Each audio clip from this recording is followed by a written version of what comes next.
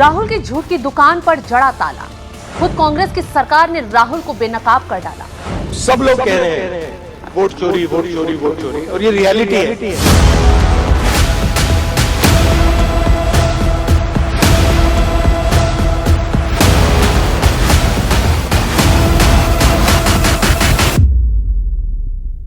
नमस्कार, आप देख रहे हैं एनएमएफ न्यूज में आपके साथ शबनम।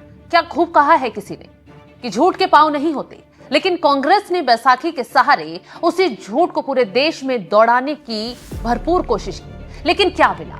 बैसाखी टूटी तो राहुल का झूठ औंधे मुंह धड़ाम जा गिरा, क्योंकि राहुल की बैसाखी किसी और ने नहीं बल्कि कांग्रेस की सरकार ने ही तोड़ी।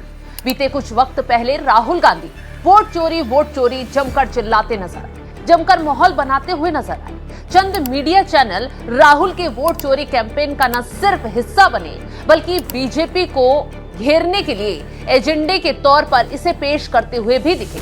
कुछ ने तो यहां तक कह दिया कि जेनजी तेरा खून कब खौलेगा, प्रोटेस्ट क्यों नहीं किया जा रहा। खुद राहुल गांधी बार बार जेनजी को भड़काते हुए नजर आए। बिहार में तो अब सब लोग कह रहे हैं वोट चोरी वोट चोरी वोट चोरी, और ये रियलिटी है। वो जो इलेक्शन चोरी करने की कोशिश हो रही। Indian national Congress is doing a massive signature campaign against the vote चोरी।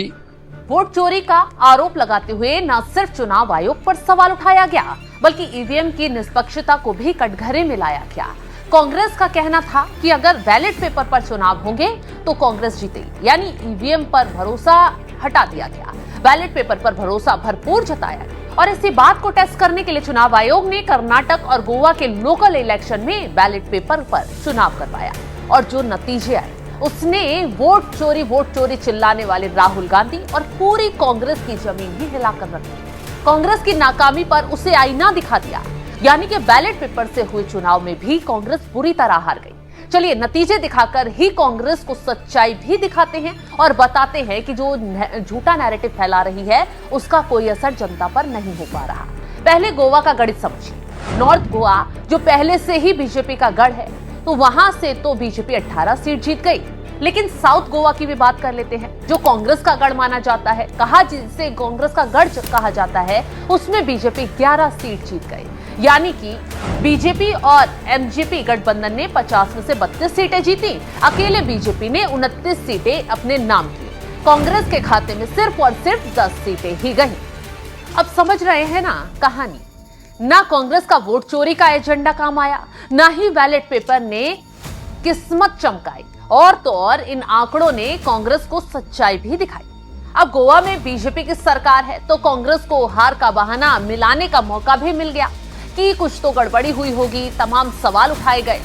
लेकिन अब चलिए कर्नाटक ही चलते हैं, जहां खुद कांग्रेस की ही सरकार है, सिद्धरमैया सत्ता में। वहां देखो स्थानीय निकाय चुनाव में क्या हुआ। दक्षिण कर्नाटक की कोस्टल बेल्ट में बीजेपी शक्तिशाली प्रदर्शन करने में कामयाब हुई और बेंगलुरु रूरल में भी जीत दर्ज करी, वो भी बैलेट पेपर पर।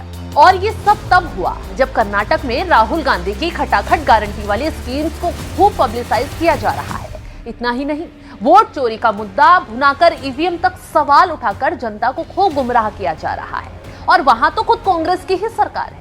सोचिए, उस कांग्रेस के गढ़ में इतने विरोधी एजेंडे के बाद बीजेपी 48 सीट्स जीत गई। अब बताइए कांग्रेस कहां मुंह दिखाएगी? राहुल गांधी कैसे इस बात का जवाब दे पाएंगे कि कर्नाटक में क्या खेल हुआ? यहां तो आपकी ही सरकार है ना।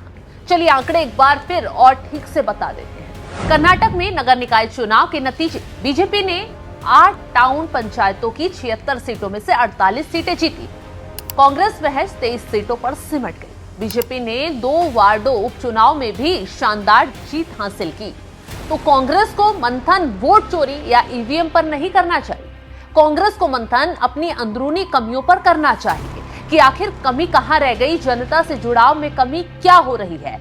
समझना चाहिए कि जनता वोट चोरी के मुद्दे पर विश्वास नहीं कर पा रही है, क्योंकि ना तो बेवजह किसी का वोट कटा है और ना ही किसी ने इस मामले को लेकर शिकायत दर्ज करवाई है। खैर, अब कांग्रेस को नतीजों पर भी विश्वास नहीं हो रहा होगा, तो राहुल गांधी के ईवीएम से वोट चोरी वाले दावों का कर्नाटक में उसकी अपनी ही सरकार ने फैक्ट चेक कर दिया। कर्नाटक की सिद्धरमैया सरकार ने ईवीएम पर एक सर्वे पब्लिक करवाया। अधिकतर नागरिकों का मानना है कि भारत में चुनाव स्वतंत्र निष्पक्ष होते हैं। लोगों का ईवीएम पर भरोसा भी ज्यादा बढ़ा है। सर्वे में करीब 83.61% लोगों ने ईवीएम पर अपना भरोसा दिखाया। ये 2023 के 77.9% से काफी ज्यादा था। यानी कि कांग्रेस के गढ़ में कांग्रेसियों ने ही साफ कर दिया, ना ईवीएम में गड़बड़ी है, ना ही वोट चोरी हो रही है। हो रहा है राहुल गांधी का दिमाग खराब। लेकिन सवाल तो ये है कि कहीं आपको जनता से जुड़ने में कहीं ना कहीं तो कोई कमी रही है। कुछ तो है जो जनता कांग्रेस पर विश्वास नहीं कर पा रही। गलती आपकी पार्टी की है तो आप भारत के डेमोक्रेटिक फैब्रिक को क्यों तोड़ रहे हैं? क्या इसलिए कि सही तरीके से बीजेपी की सरकार नहीं हिला पा रहे? तो ऐसे मुद्दे बुनाकर जनता के कान में बार बार शोर मचा दिया जाए कि आप सही बोल रहे हैं, और एक ना एक दिन हो जाए कि जनता ज्यादा नहीं तो थोड़ा आपकी बात पर भरोसे में आ जाएगी। हम भी वोट चोरी को झूठ इसलिए बोल रहे हैं क्योंकि वोट चोरी के शोर के बीच बिहार में चुनाव हो गया। 29 दिसंबर बिहार के इलेक्शन को चैलेंज करने की आखिरी तारीख थी। एक भी इलेक्शन पिटीशन फाइल प्रूफ के साथ आरपीए के अंडर नहीं पाई गई, जिसमें साफ हो गया कि वो तो राहुल गांधी का कांग्रेसियों का नैरेटिव था। सवाल ये है कि ये वोट चोरी का नैरेटिव फैला क्यों रहे हैं? चाहते क्या हैं कि बांग्लादेश जैसी जनजे प्रोटेस्ट भारत में हो जाए या फिर नेपाल जैसे हालात भारत में बन जाए? ये माइंड गेम नहीं तो क्या है? और जो लोग बोलते हैं राहुल गांधी पप्पू हैं, तथ्यों के साथ नहीं बोलते हैं, तो वो पूरी तरह से गलत है। क्योंकि राहुल गांधी पप्पू नहीं है, बल्कि सत्ता की भूख में किसी भी कोशिश में जुटे हुए हैं। वोट चोरी का मुद्दा फिलहाल फेल हो गया, ये खुद राहुल गांधी जानते हैं, कांग्रेसी भी जानते हैं, लेकिन जानबूझकर फिर भी राहुल गांधी बार बार वोट चोरी के मुद्दे का राग अलाप रहे हैं। हालांकि ये मुद्दा बैलेट पेपर ने धराशाही कर दिया। राहुल गांधी को कहीं मुंह दिखाने लायक उनके ही गढ़ में नहीं छोड़ा, फिर भी राहुल गांधी वोट चोरी का शोर भारत में भी और विदेश में जाकर भी मचाते हैं। तो खेल समझिए, इसके पीछे का खतरनाक खेल कुछ और है। राहुल गांधी की मंशा सिर्फ एक है, किस तरीके का नैरेटिव फैलाओ, देश में सरकार को निशाना बनाओ, जनता भरोसा करे ना करे, लेकिन खेल खेलते जाओ।